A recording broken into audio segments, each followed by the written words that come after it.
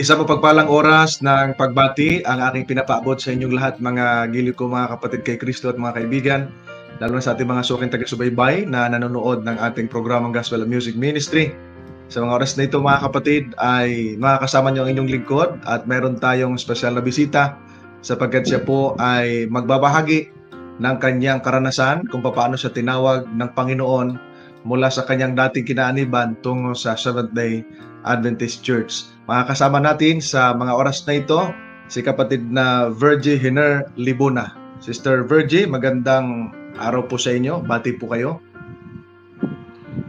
Maraming salamat po, Pastor Jomel. Magandang gabi at pagpalain po tayo ng Panginoon. Maraming salamat po sa lahat, sa inyong mga viewers, followers, at saan man makarating itong iyong paglilingkod. Ako po ay nagpapasalamat sa Panginoon na naging bahagi po ako sa inyong ministry na sana yung kapatiran natin ay ma-bless nito at yung aking isi-share ngayon ay hindi po ito paninira, hindi po ito tatawag natin na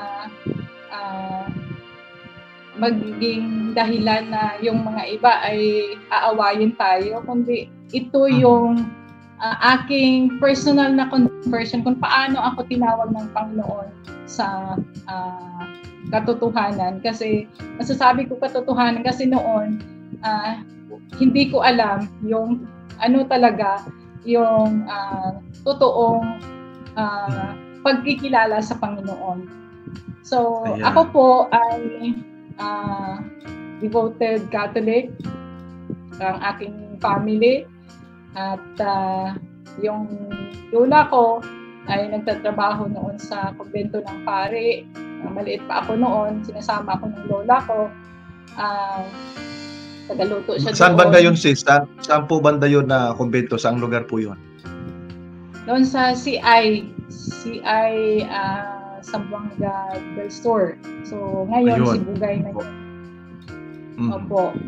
So, yung sinasama ko ng lola ko at nakikita ko yung mga, kung minsan yung mga madre ay nagbumisita doon sa simbahan. Kaya, yun yung na tumubo yung desire ko na magmamadre dahil nakikita ko yun sa kanila na parang ang ano nila, yung ang banal nilang tingnan.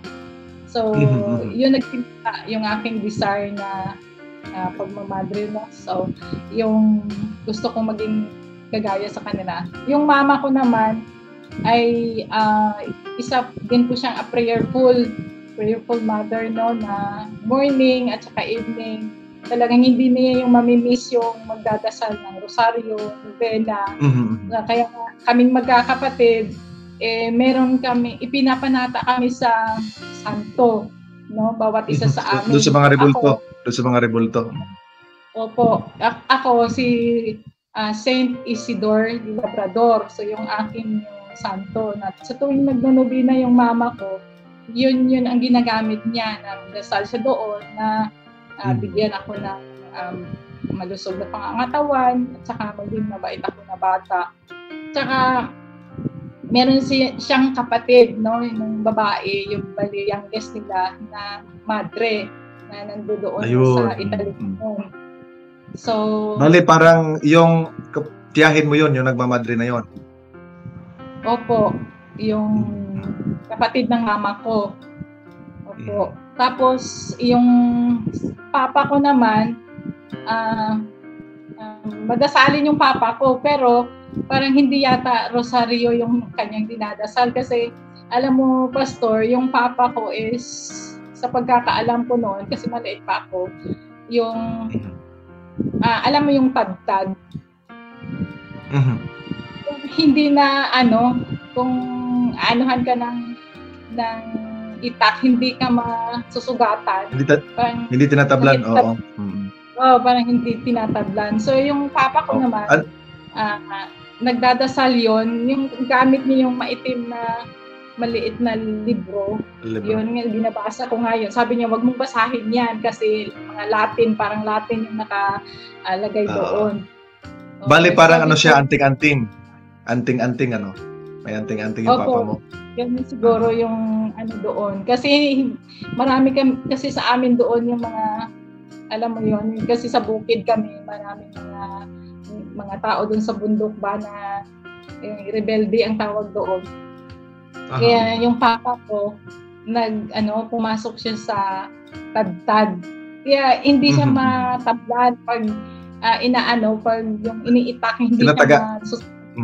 O pag tinataga, hindi siya masusugatan. Tapos yung lula ko, yung mama niya, manggagamot. Albularyo. Albularyo yon, yung sumasayaw sa baga. Hindi siya napapasok before. Kaya, matindi ano? Opo. Tapos nagdadasal din naman siya. Kaya kung magpapagamot ka dun sa lola ko, malayo ka pa lang, alam na niya kung anong sakit mo. Yun. Sabi ko, parang yun na yung nakagisnan ko, na wala na akong ibang alam. Ngayon na yun. Kaya nung high school ako, marami akong mga kaklase na hindi Katoliko. Yung yung pinipersecute kami, sabi, yung mga Katoliko na yan, yung magdadasal, pabalik-balik. Hindi naman yan yung tinuro ng Panginoon na, Ginoong Maria, ba't pabalik-balik yan? Hindi naman ganon. Sabi ko, anong pakialam nyo? Yun yung aming, yung turo sa amin. Kaya, kung yun yung kinagisnan namin, sa amin na lang yun. Kung meron kayong inyo din yun. Parang kung may sa amin, yung mag-persecute sa amin, talagang ko yan, nagagalit ako. Tapos hanggang nung umuwi yung tiyahin ko, pagka-graduate ko ng high school, umuwi yung tiyahin ko sa amin, nagbakasyon siya. Pero noon, hindi pa yun siya sa Italy. Andito pa po siya sa New Manila, Quezon City. Dito pa siya, hindi pa siya nakapa-abroad. So, sabi ko... Yun yung madre. Yun yung madre na tiyahin mo. Opo. So, sabi ko, ano kaya kung kasama ko sa auntie ko, pabalik dun sa Maynila. Kaya, yun. Sabi ako sa kanya, sabi niya, pwede kasi sa taong ito, nag-try sila magtanggap ng mga high school graduate. Kasi dati, yung sa kanya, is college graduate yung hinahanap. Kaya sabi niya, sama ka sa akin pagbalik ko. Kaya yung nilalagay niya sa Olo Pastor na yung tawag sa amin bilo, yan tinatry ko. Sabi ko, yung bagay ba sa akin yung maging madre? Sabi niya, bagay sa'yo. Parang ganon. Kaya, yun, sabi ko, kung gusto ko tayo mag-madre, sige, sama ka. So, nung nandun na kami sa Manila, akala ko lahat na lang pastor yung dasal. Kasi yun yung sa isip ko siguro ganda siguro na mula umaga hanggang gabi dadasal lang, parang ganun. Pero parang din yung may gawain na maglalaba, maglilinis, magluluto, ganun din. Tapos so, meron ding time nung nag-decision po kayo na nung mag-decision po kayo na mag-madre, pumayag ba kaagad yung iyong mga magulang? Pumayag naman po kasi sabi nila wala kaming magagawa, yun ang gusto mo. Pero sabi ng papa ko, sabi ka, pwede hindi ka na lang mag-madre kasi alam ko yung madre walang sweldo, walang sahod yan. Sabi, wala tayong pera pag hindi ka madre ka. Kasi yung mga madre, walang pera. Sabi niya, buti kong lalaki, magpare ka, daming pera ng mga pare. Ganon. Sabi ko, gusto ko kasing mag-serve sa Panginoon. Kaya yun, wala naman silang magawa. At the same time, during that time na wala man silang ipapaaral sa akin na sa college. So yung wala silang nagawa sa pinayagan nila akong sumama sa auntie ko. So in short ay nagdesisyon kayo na mag-madre, sumama kayo sa auntie nyo dito sa Manila. Opo. Sige, tuloy niyo po. Nung nasa Manila na po kayo, ano na po yung karanasan niyo nung nagsimula kayong mag-madre? So before ka kasi mag-Madre, meron din yung level parang nag-aaral ka din ng first year, second year, third year. So, first na dating doon, merong screening period yan. Tawag na aspirant. So, ina-observe kayo kung totoo ba talaga na calling mo, passion mo na mag-serve ka sa Panginoon. So, ina-interview kami isa-isa. Sabi ng Madre, ano ba talaga yung purpose mo? Ba't pumasok ka dito? Tapos, yung iba naman ang sagot. Kasi sabi, pag yung reason mo na pumasok ka doon dahil nabigo ka sa pag-ibig, hindi pwede. Kung ibang mga reason, dapat yung reason mo is yung calling talaga ng Panginoon. Opo. So, yung akin kasi gusto ko talagang maglingkod sa Panginoon. Sabi ko, gusto kong maging banal. Nakita ko yung mga Madre doon sa church namin. Kaya yung reason ko na gusto ko talagang maglingkod ng buong buo sa Panginoon. Kaya napasahan ko yun. Tapos, ng next level, nilipat kami sa Formation House. So, Formation House, yung next level is postulant, novice, at saka juniorate. Pagkatapos ng juniorate yan, yun na yung ika-4 year mo na ikakasal ka na kay Jesus, parang gano'n. So, may mga gano'n pala, no? Opo. So, within that period, within that 3 years, nag-aaral kami, may mga dogma of the church, yung meron ding theology, pero hindi talaga malalim pa yan, aralan pa yan after 9 years. Kasi after ng first pastor, yung ikakasal ka kay Jesus, may another 5 years pa na tatapusin mo para maging yung perpetual vow mo na yan. Ibig sabihin, wala nang lingunan, kumbaga na yun. Kumbaga, todo na. For the rest of your life, doon ka na talaga. Tinatawag niya na perpetual vow. So, so within that 3 years, marami akong natutunan doon. No? Pinaaral nila ako ng mananahi. Tapos, nag-aaral din kami ng Bible. Mga life of the saints. Sabi ko, doon mas lalong yung aking desire na ipurso talaga yung pag-Madre. Kasi isa yung paraan na magiging saint ako. Na talagang banal ba? Sabi ko, parang abot kamay mo na yung langit. Parang ganon. Pag banal ka, perfect ka na. Kasama mo na talaga. Yun yung lagi nasa isip mo, ano? Opo.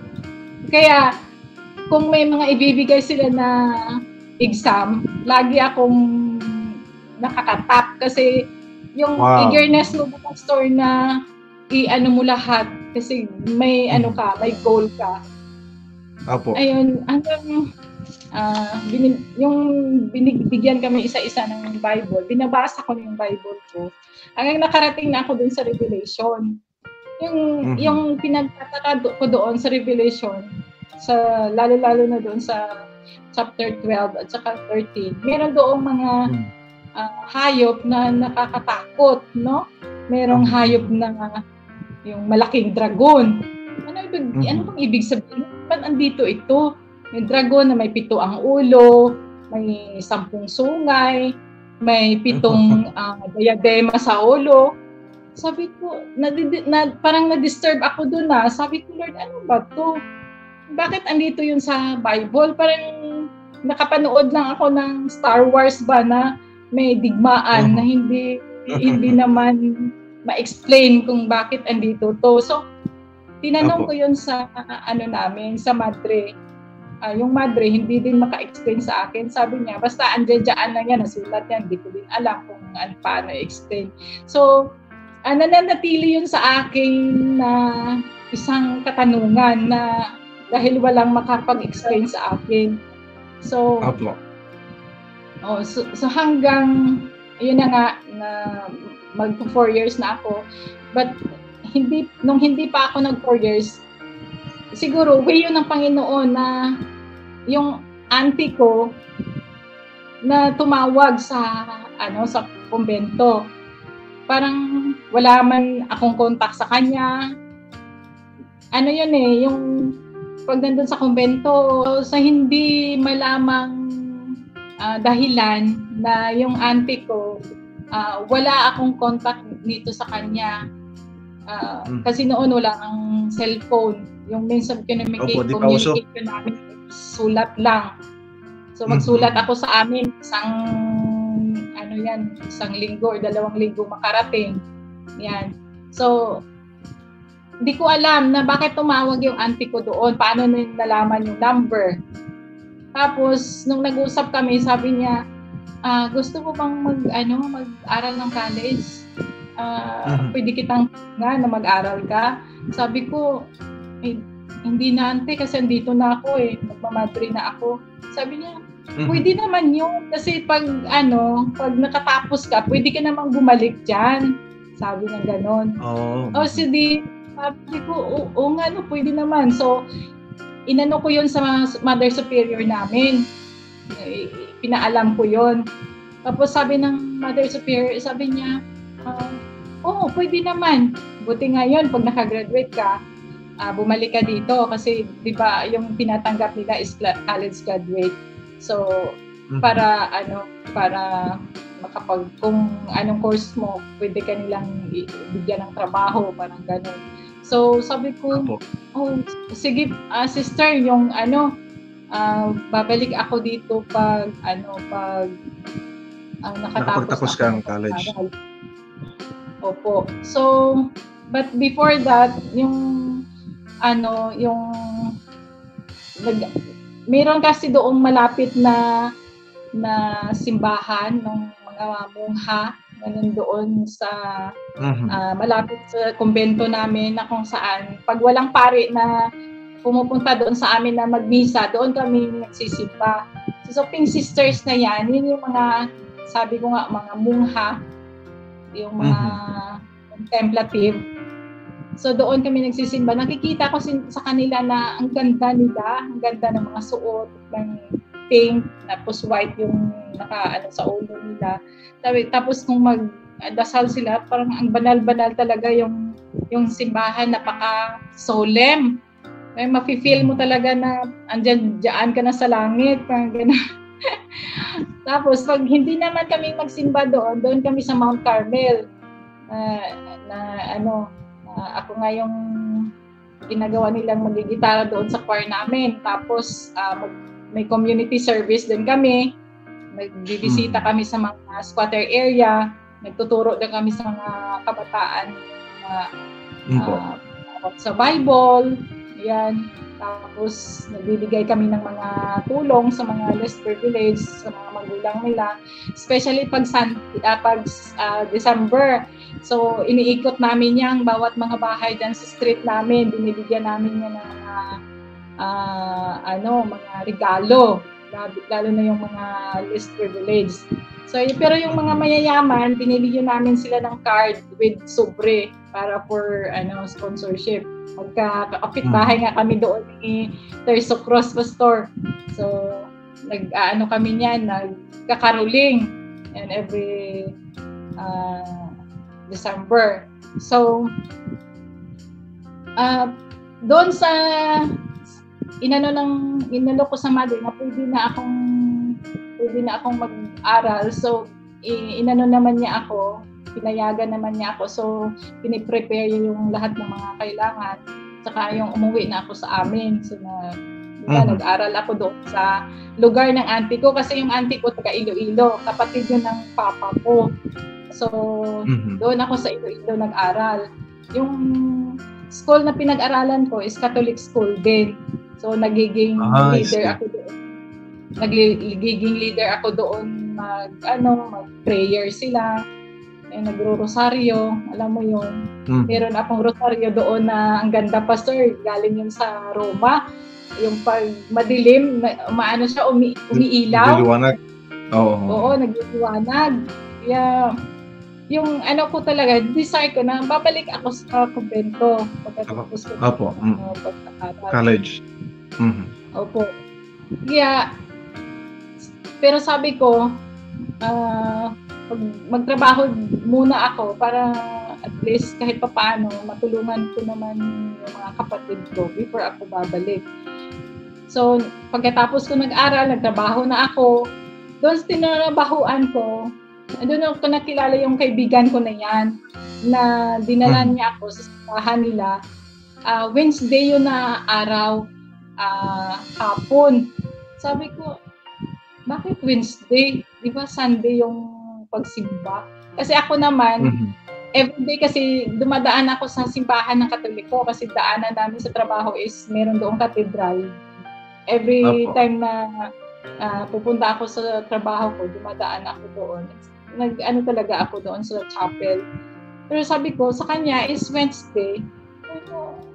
Bakit Wednesday? Hindi naman siya nagsabi na kung anong reliyon niya. Basta sabi niya, pwede ka, sama ka sa akin. Magpuntahan tayo. So, nagsimba pa lang.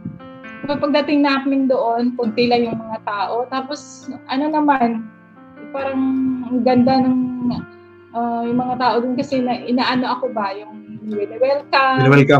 welcome. Opo. Oo. So, mainit na pagtanggap sa iyo. Opo, yung ano ba, yung mainit yung pagtanggap. Tapos nung day off ko na, Sunday yon, dinala niya ako doon sa bahay nila. Tapos yun, nagpintuhan kami ng tatay niya. Tapos hanggang nung nalaman niya na mula ako sa madre, sabi niya, gusto ko yan, interesado ako makipag-usap sa iyo dahil alam mo ba yung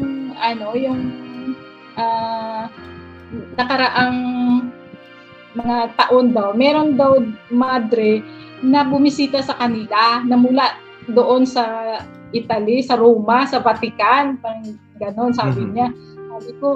Sabi ko talaga. Tapos pinarinig niya sa akin yung tape pa kasi noon, pastor yung tape na yun yung pinarinig sa akin. Tapos na-shock ako sa mga narinig ko. Tapos sabi niya, pero gusto kong mag-aral ka. Sabi niya, alam mo ba na kung ano ang araw na pinapangilin? Sabi niya. Sabi ko Linggo kasi yun naman yung aming araw na pagsamba. Sabi niya, alam mo ba na ang Panginoon, sabi niya, ika-7 araw dapat yung kanyang mga nilikha ay magsamba sa kanya. Meron siyang binigay na araw na kanyang binasbatan para yung mga tao na kanyang nilikha ay magsamba sa kanya sa ganyang araw. Sabi niya, alam mo ba anong araw yun? ika-7 araw. So, pinakita niya sa akin yung kalendar. Malaki yung kalendar niya doon sa sa bahay nila. Sabi niya, ano bang unang araw? Diba, Sunday? Kahit basahin mo yan sa encyclopedia, yung the first day of the week is Sunday. Tapos yung ika-7 araw, it's Saturday. Sabi, diba, sa Bible is ika-7 araw yung sinabi ng Panginoon na ipinangili niya, binasbasan niya para yung mga tao ay magsamba sa Kanya. Tapos sabi ko, ganun ba yun? Ba't hindi ko yun alam? Matagal ako sa kumpento, hindi ko yun alam, hindi yun naturo sa amin. Parang na-shock ka doon nung marinig mo yun. Opo, na-shock ako. Parang, ano ba to? Na-speechless ako kasi nabasa ko talaga, pinabasa niya sa akin. Samantala, nung nandun ako sa kumpento, binasa ko naman lahat yung mga pero wala akong na-encounter na ganun. Yung hanggang yung tatay ng kaibigan ko na sabi niya, alam mo ba na yung ika-7 araw na yan, yun yung sign. Diba yung kung sa mark sign, yung kung sa Tagalog, yung tanda na magkakilala. Yung magkakilala yung Panginoon at saka yung kanyang mga nilikha sa pamamagitan ng Sabat na kanyang binasbasan. Sabi ko, paano naman kami yung Sunday? Ibig sabihin, hindi namin kilala yung Panginoon na sinasamba namin. Kasi, di ba ako gusto ko nga na magmadre kasi gusto ko na makasama ko yung Panginoon tapos hindi ko pala siya kilala. Hindi niya ako kilala. Parang ganun. Sabi ng tatay ng kaibigan ko, oo, kasi iba yung araw na pinapangilin nyo sa araw na binibigay ng Panginoon. Kaya doon, Pastor, parang interested ako. Ayaw ko siyang tumigil na pa sa akin, magbigay pa ng more na knowledge. Sabi ko, parang naging uhaw ako na malalaman ko pa kung ano pa yung dapat kong malaman. Hanggang, sabi niya, mag-aral ka ng Bible kasi yun ang salita ng Panginoon. Diyan mo siya makilala lalo kung sino siya. Yung bang relasyon sa kanya is mas lalong mapapalapit ka sa Panginoon. Sabi ko, ganun pala yun. Lord, ano ba to? Sabi ko, way mo ba to na kaya ako lumabas doon sa kumbento dahil ito yung masusumpungan ko. Parang gano'n. Tapos hanggang sabi ko, ano pa bang pwede kong malaman kasi ayoko pang umuwi. Parang gusto ko pang malaman, marami pa akong gustong malaman. Tapos sabi niya, kasi yung sabi niya yung mga Catholic, naman sila yan. Alam ko yung mga Catholic is naman yan sila, mababait na mga tao, sabi niya. Yung kulang sa kanila, yung pagkikilala sa totoo na Diyos, sabi niya. Sabi niya, alam ko ikaw, kaman, di ba, yung mabait ka, gusto mong maligtas, di ba? O, hanggang sa dinala niya ako doon sa pagkain, sa pagkain na sabi niya merong pagkain na malinis at saka hindi malinis na inaalaw ng Panginoon na kakainin natin. Sabi ko, meron din bang ganon? Sabi ko, parang na-shock talaga ako kasi first time na nandun ako sa kumbento, hindi ko man yan nalaman. Kaya sabi ko, ano ba to? Kaya yung kinikimkim ko noon na yung tinanong ko sa madre, sa pagkakataon ko na doon na itanong ko sa kanya yung revelation ba no? Nakakatakot na nung nabasa ko noon, parang na-disturb talaga ako. Sabi niya, yun yung sa Daniel, sa Revelation 12 na yan, prophecy yan, sabi niya. At gusto mo mag-aral ka ng pinaka-thorough niyan, i-refer kita sa pastor para kung anong mga tanong mo, sasagutin ka. Kasi may kinalaman yan, yung sa Revelation, sa iyong paglalakbay kasamang Panginoon, sabi niya. Sabi ko, ganun pala yun. Siguro yun yung nakita ng Panginoon sa akin na yung nakita yung puso ko no, kung paano ko ka-sincere sa Kanya. Kaya yung gumamit siya ng mga pamamaraan na palabasin niya ako doon sa dati kong pinaniniwalaan. So kaya yun, nag-aral ako doon sa pastor na yon. Yung pangalan niya si Pastor Richard Masangkay. Siya yung nag-Bible study sa akin. So, marami akong mga tanong kasi parang yung uhaw ka pastor na gusto mo agad-agad maisagot yon. Pero sabi niya, okay naman yun, pero mas yung mas lalo ka pang maliwanagan pag ikaw mismo mag-aral ka din kasama nung yung kasi pag isang upuan lang, hindi mo yan kaagad ma-absorb sa isip mo, right. Sabi niya. Apo. So, pero yun na yung yung desire ko na sabi ko ito na talaga yung totoo. Kaya nung umuwi ako sa boarding house ko, kahit na hindi pa ako nakatapos ng aking Bible study, hindi ko na yung kinain yung mga yung mga sinabi doon sa Leviticus na mga hindi mga karumal-dumal dapat kainin.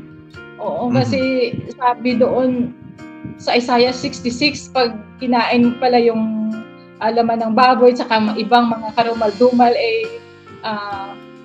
papatayin kayong yung susunugin. Sabi ko, ayaw ko nga, kaya nga ako magmadre, di ba? Kasi gusto kong mailigtas, gusto kong makasama ang Panginoon, tapos susunugin pa ako. Kaya naging instant conversion yun sa akin na kahit noon, gustong-gusto ko yung baboy kasi doon sa kumbento, yung aming ulam madalas karneng baboy, yun. Kaya sabi ko, yung pala, hindi ko alam yun.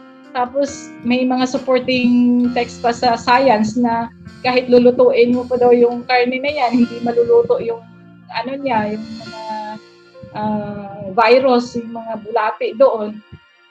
Tapos kahit mga doktor, kung magkakasakit ka, sasabihan ka na yung wag kang kumain ng baboy kasi magkaka-high blood, parang gano'n. Sabi ko, so tama pala yung yung sinulat na nasa Bible kasi yung Panginoon, siya yung naglikha sa atin. Alam niya kung anong kakainin natin. So, yun, hanggang na nag-decide na ako magpabaptize kasi sabi ko parang hindi ako makatulog, Pastor, sa kakaisip na ito yung yung na-discover ko ba na gusto kong magmadre, gusto kong magmungha, tapos ito pa yung na discover ko na contradict doon sa pinaniniwalaan ko dati.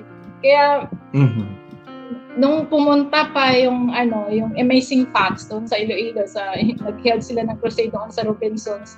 Si Pastor Dog Bachelor, yun naliwanagan ako doon kasi ang ganda niyang mag-present.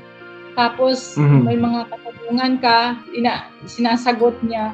Kaya doon parang tuwang-tuwa ako kasi talagang sabi ko, naka-set na ako ngayon sa Panginoon. Yung noon na gusto kong mag-serve sa Kanya ng buong buo, niya ako, nililid out niya ako sa tamang pagkikilala sa Kanya. Kaya sabi ko, praise the Lord, na naintindihan ko na.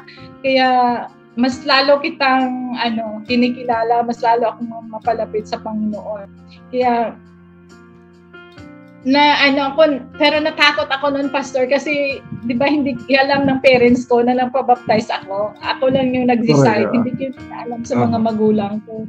Kasi alam ko magagalit sila kasi yung tiyahin ko, madre, tapos yun nga, devoted Catholic sila. Kaya nagdasal ako yun sa Panginoon. Alam mo, Pastor, iniyakan ko talaga yun.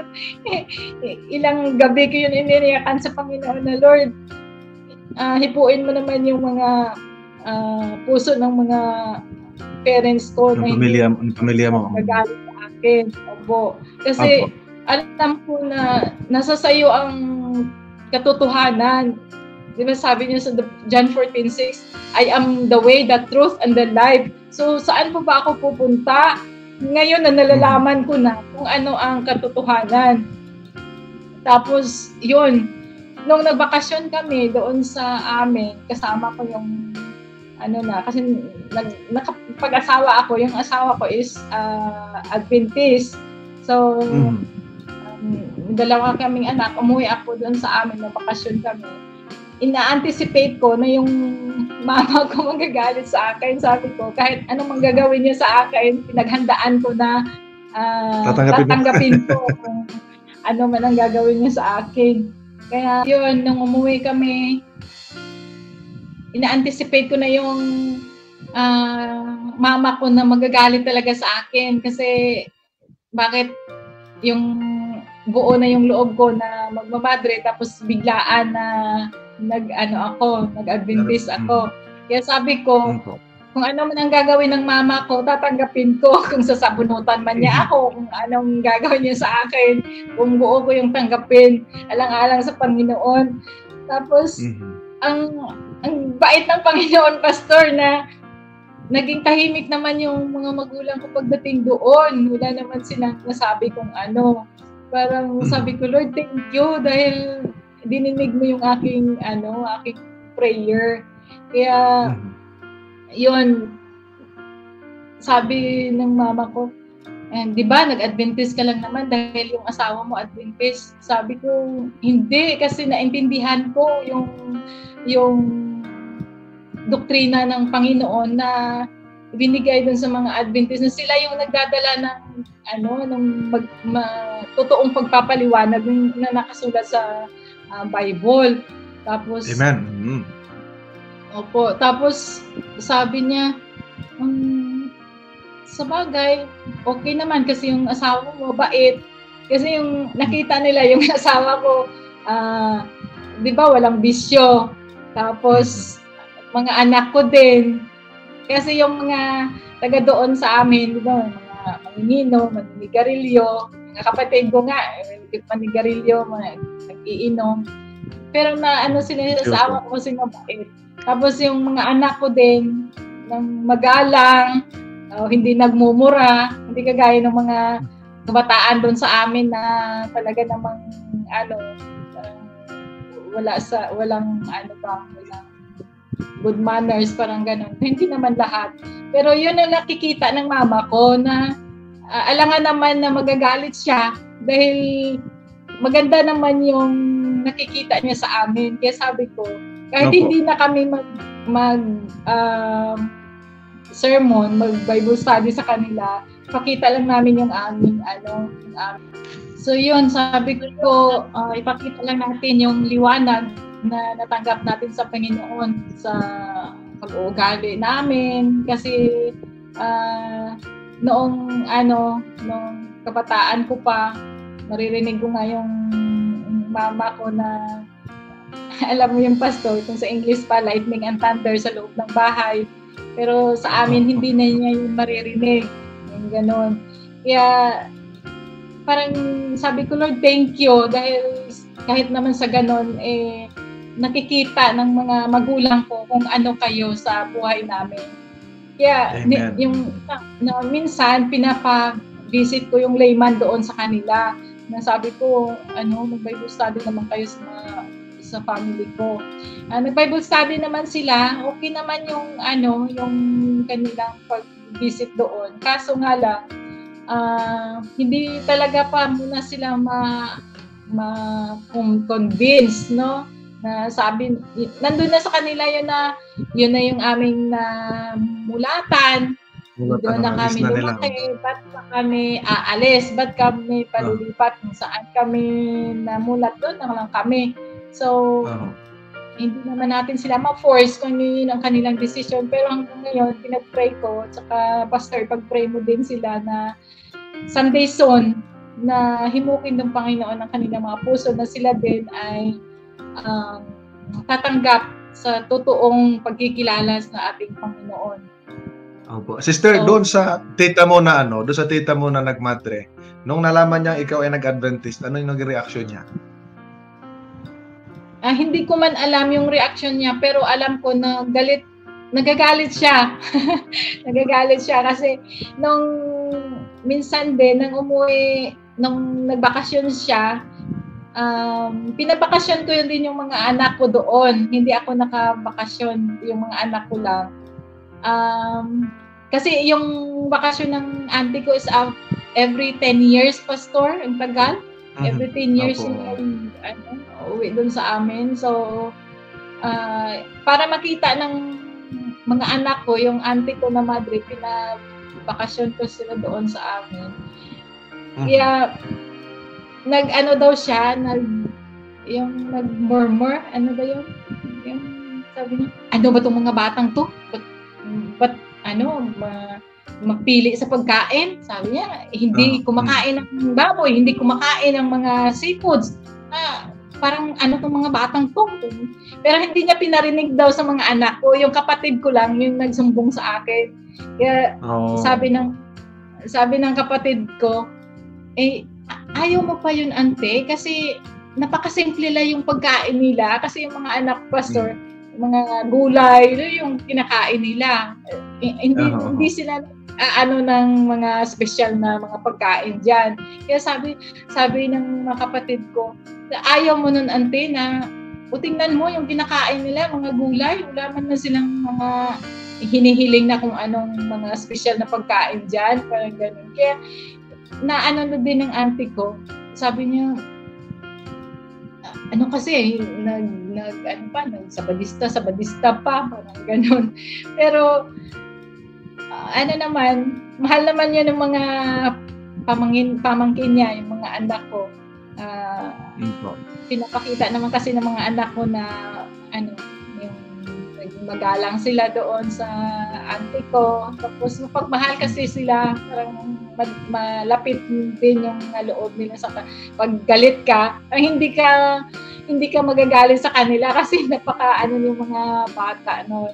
Kaya yun, wala din siyang magawa. Kaya sabi niya, yun, yung desisyon niya yan sabi niya. So siya din, may desisyon din sa kanya. At din siya, naka-perpetual vow. Sabi ko nga, pag nag-perpetual vow na, wala na yung bawian. Wala na yung... Hindi na atras. Hindi na atras. Parang yung life mo is doon na talaga. Kaya, yun, pinag-pray ko yung auntie ko din. Kasi sabi niya, lilipat-lipat pa. Pareho lang din yun. Isa lang din yung Panginoon natin. Ganun na reason. Kaya nga, nung nagtatrabaho ako, Pastor, hindi ako makapagtrabaho ng kasi conflict sa Sabat. Yun yung isang ko din problema. Kaya tapos yung mga kaibigan ko, yun din yung mga sa akin. Ba't ka pa nag-Adventist? Hindi mo ba alam yung mga Adventist, mga kulto yan? Sabi niya, bago lang yun sila lumitaw. Yung una-una, Catholic talaga. Hindi yan sila totoo, sabi yung gano'n. Pero sabi ko, na ko kasi, pag-aralan ko kasi, kaya nga ako nag-decide, sabi ko. Kaya, sabi ko sa kanila, gano'n din ako noon. Parang, nagagalit ka sa iba, pag magsasabi sa against sa Catholic, nagagalit din ako. Kasi syempre, inaano mo yung pinaglaban mo, yung inyong pinaniwala na totoo yung pinaniniwalaan mo. Nung nalaman ko yun, hindi pala, mali pala. Kaya, yung Panginoon naman kasi merong pamamaraan yung paano niya tatawagin yung kanyang mga tunay na mga anak. Kaya sabi ko nga, malalaman nyo yan kung mag-aral kayo.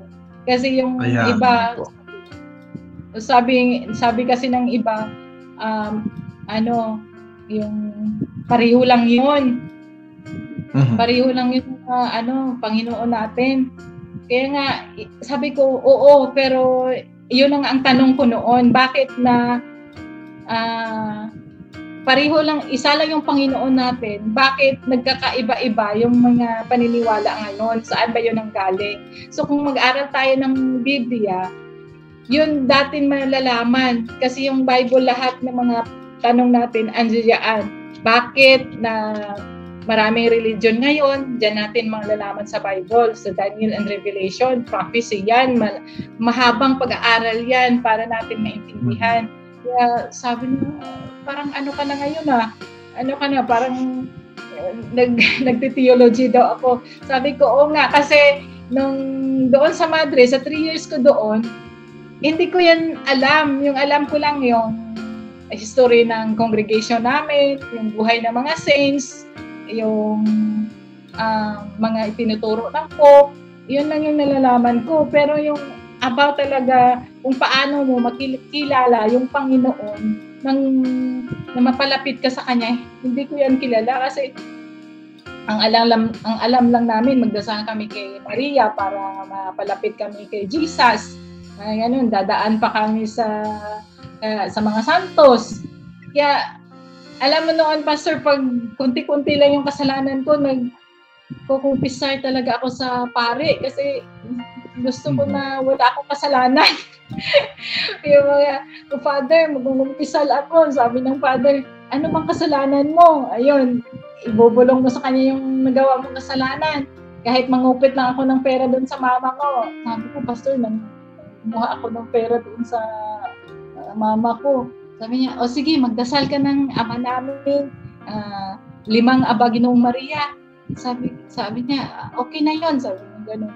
Sabi ko, ang dali-dali lang, sabi ko, pero pag aralan mo yung Bible, hindi pala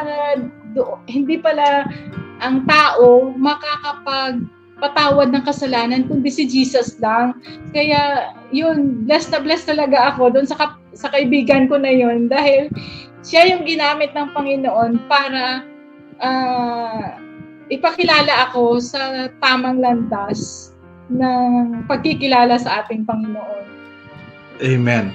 So, dito, Sister Virgie, dahil nalaman mo ang katotohanan at of course, iba't iba yung naging reaksyon ng iyong family at ng mga friends mo na nakapalibot sa iyo. Ano yung payo mo doon sa mga taong naghahanap ng katotohanan at nais maligtas? Sa mga naghahanap ng katotohanan ng kaligtasan, kasi ang alam ko yung mga iba, negative kaagad sila, Pastor, pag sinabi mo na ito yung turo ng Panginoon about Sabat, about pagkain, sabi, negative kaagad sila. Kaya ang mapapayo ko na kung maaari mag-open-minded tayo, buksan natin ang ating mga isipan, ang ating puso at magdasal tayo sa Panginoon kung nagnanais po talaga tayo na malalaman ang katotohanan at kaligtasan. Kasi i-guide tayo ng Panginoon.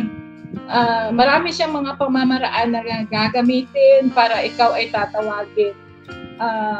Walang imposible kasi sabi ng Panginoon, pag tayo ay tumawag sa Kanya, siya ay tutugon. Pag tayo ay hihingi sa Kanya, lalo na yung kaligtasan, katotohanan yung dapat na malaman natin, instantly ibibigay yun ng Panginoon. Kaya magdasal Amen. tayo, wag po tayong maging negative, wag po tayo na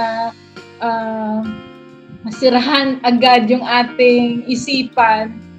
Kasi yun ang paraan na hindi po tayo maging open na tanggap ng pagturo ng kung ano man ang katotohanan galing sa Panginoon.